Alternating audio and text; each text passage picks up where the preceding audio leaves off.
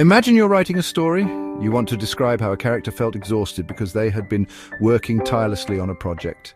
How do you convey that sense of ongoing effort leading up to a past moment?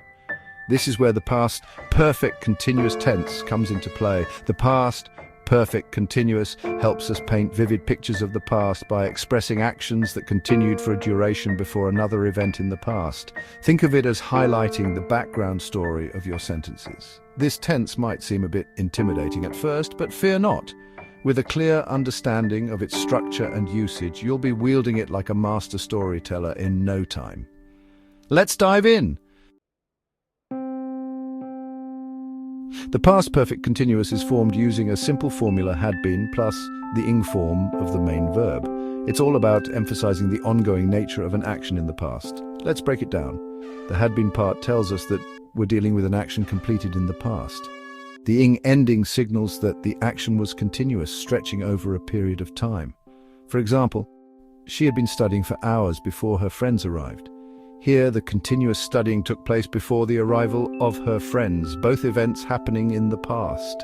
Keep this basic structure in mind as we explore its different forms and applications. It's the key to unlocking the power of this versatile tense.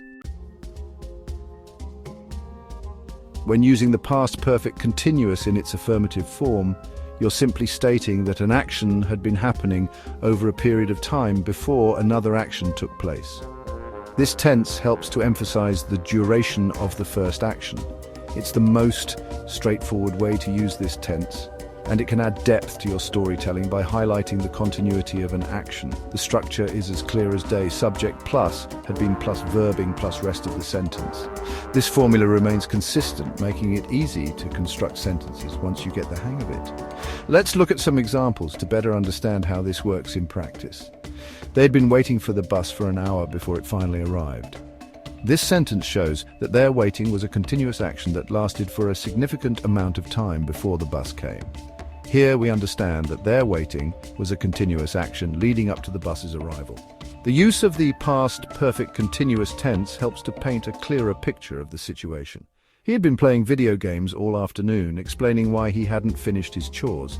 This example highlights how the past perfect continuous can be used to provide context and reasons for actions or inactions. This sentence reveals the reason for his unfinished tasks, his continuous gaming session. It shows the cause and effect relationship between his prolonged activity and the resulting situation. Remember, the key is to show that the action expressed by the verb was ongoing for a period of time before another past event. This helps to create a timeline and adds depth to your narrative. Keep practicing with different examples to solidify your understanding. The more you practice, the more natural it will become to use the past perfect continuous tense in your writing and speech. Sometimes we need to express that an action had not been happening for a duration in the past. This is where the negative form of the past perfect continuous comes in handy.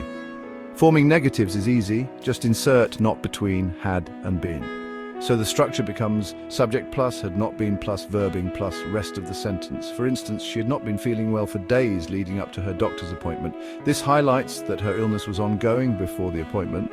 They had not been paying attention in class, which explained their poor performance on the test.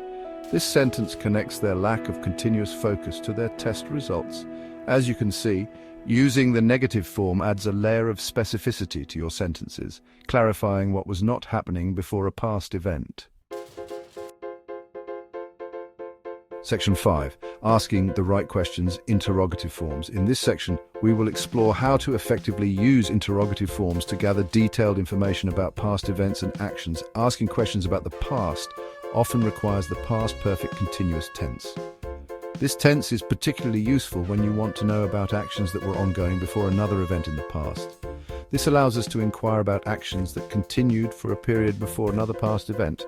For example, if you want to know if someone had been studying before they took an exam, you would use this tense. To form questions, we simply invert the subject and had. This inversion is a key feature of forming interrogative sentences in the past perfect continuous tense. The structure becomes had plus subject plus been plus verb+ing plus the rest of the sentence and then a question mark. Let's illustrate with examples to make this clearer. Had you been exercising regularly before you joined the gym? This question helps to understand the exercise habits of the person before they started at the new gym. This question delves into the person's exercise habits before a specific point in the past. It helps to paint a picture of their routine and commitment to fitness. Had they been living in the city long before they moved to the countryside? This question seeks to understand the duration of their city life before the significant change of moving to a new environment. This inquires about the duration of their city life before the relocation. It helps to understand their previous lifestyle and how long they had been accustomed to city living.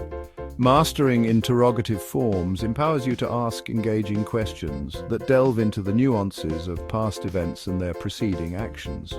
By using these forms, you can gain a deeper understanding of the context and background of various situations, making your inquiries more precise and meaningful. Section 6. When actions linger, understanding usage. Now that we've covered the structure of the past perfect continuous tense, let's explore its common usage contexts. This will help you understand not just the mechanics, but also the practical applications of this tense in everyday language. This will solidify your understanding and help you use it appropriately. By seeing how it fits into real-life scenarios, you'll be better equipped to use it naturally in your own conversations and writing. One primary usage is to highlight the duration of an action before another action in the past.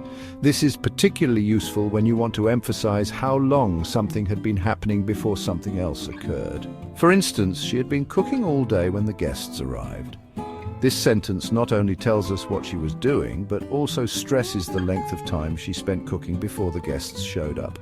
This emphasizes that her cooking was ongoing before the arrival of the guests. It paints a vivid picture of her day and sets the stage for the guests' arrival. Another usage is to provide background information or context for a past event. This helps to explain why something happened by giving a backstory.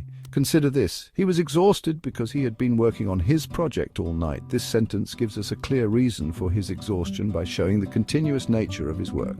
This explains his exhaustion by referring to his continuous work.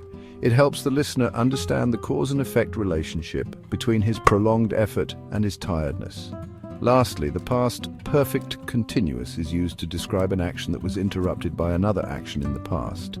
This usage is particularly effective in storytelling, where you want to show that something was happening up until a specific point. For example, she'd been reading a book when the phone rang. This sentence clearly indicates that her reading was in progress and was suddenly interrupted by the ringing phone. This clearly shows the sequence of events. Her continuous reading was interrupted by the ringing phone. Understanding these contexts will make your use of the past perfect continuous tense more accurate and impactful in both writing and speech. Section 7. Avoiding common pitfalls, conquering misconceptions. While the past perfect continuous might seem straightforward, there are a few common misconceptions that can lead to grammatical errors. Let's address these head-on. One common mistake is forgetting to use the ing form of the verb after had been. Remember, the ing ending is crucial for indicating the continuous nature of the action. Another pitfall is using the past perfect continuous for actions that were completed in a single moment in the past. This tense is specifically for actions that had duration. For instance, saying she had been finishing her homework when I called is incorrect. Finishing implies a completed action. The correct form would be, she had been working on her homework when I called. By keeping these points in mind, you can avoid common errors and use the past perfect continuous with confidence. Section 8. Practice makes perfect, putting knowledge to work. Now that you have a solid understanding of the past perfect continuous tense, it's time to put your knowledge into practice. The more you use it, the more natural it will become. Here are a few exercises to get you started. Try completing these to test your grasp of the tense. 1. Fill in the blanks. They wait for over an hour when the train finally arrived. 2. Sentence transformation. Transform this sentence into the past perfect continuous. He studied French for 5 years before moving to Paris. 3. Story completion. Complete this story. She was covered in paint because she paint These exercises are just a starting point. Challenge yourself to incorporate the past perfect continuous into your writing and conversations. You'll be amazed at how much it enhances your storytelling abilities. Section 9. Conclusion. Your journey continues. Congratulations on completing this journey through the nuances of the past perfect continuous tense. You've learned its structure, usage, and common pitfalls to avoid. Remember, mastering a new grammatical concept takes time and practice. Don't be discouraged if you don't feel completely confident right away. Keep practicing and soon you'll be wielding this tense like a pro. The next time you're writing a story, composing an email, or simply chatting with a friend, think about how you can use the past perfect continuous to add depth and clarity to your communication. Happy writing!